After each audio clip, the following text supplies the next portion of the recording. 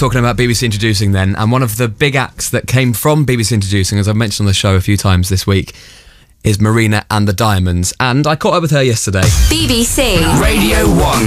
Hello, Greg James. Where are you, please? I'm in LA. Just hanging with the cool kids. I am recording my next record. Have you got some hot new licks put down? Oh, shut up. Yeah? Yeah, kinda. Well, that's good. Now, the reason I'm calling you is just to have a little chat about BBC Introducing, because all this week we're talking about how important things like BBC Introducing are to a new artist. Now, turn the clock back a couple of years, and you kind of had a little mini break on BBC Introducing, didn't you? Yeah, I did actually. It started. I started to get press and stuff about 2 years ago, and I remember Hugh Stevens introduced me to the world of Radio 1, and he invited me to play in Swindon at the big weekend, and that was when things really started off for me. So you really can't, I know it sounds really cheesy saying it, but you really can't underplay the importance of it, because it really did do a lot for me.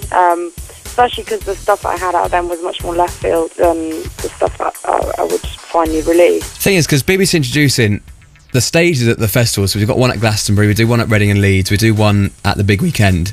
They do get a lot of people to come and watch, don't they, really? Because people are milling around looking at all the big established acts, and they might pop over and see a new act on the Introducing stage and go, But it's quite cool, because then a few years later they go, oh yeah, well I was on this right at the beginning. I was there in Swindon in the front row for Marina's gig. That's the kind of thing though, isn't it? Because people like to be first on things. Yeah, they do, definitely. And at least I know Hugh Stevens' choices are always pretty spot on. There's a really, really good sense of what's going to be big. And I think, I remember when I performed on that stage, I think I performed to about 500 people, and I'd never performed to that many people before. So people definitely go and check you out. And all the DJs also came, maybe except for you, Greg. No, I was an early.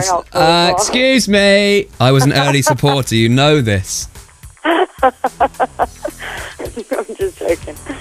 So, what happened after the Introducing thing? Was it? Did you get a lot? Did you notice that the fan base got any bigger from the back of that, or what? I got lots of press off it, and it just started the ball rolling. And then the next big thing a year later was the BBC poll. So no, I think it was great. I think people can be a bit cynical about these things, but it was so good for me. It got me so much exposure, and so quickly at just the right level as well. And also, it led on to you doing the big weekend proper on the In Your Music We Trust stage last year, wasn't it, as well? Yeah, exactly, which I was really happy about. One of the few artists to actually go from the Introducing stage to one of the main stages, which is quite an achievement. Yeah, I think you and Florence are the people that have done that, yeah. Well, that's encouraging to all the bands out there. You might not make it.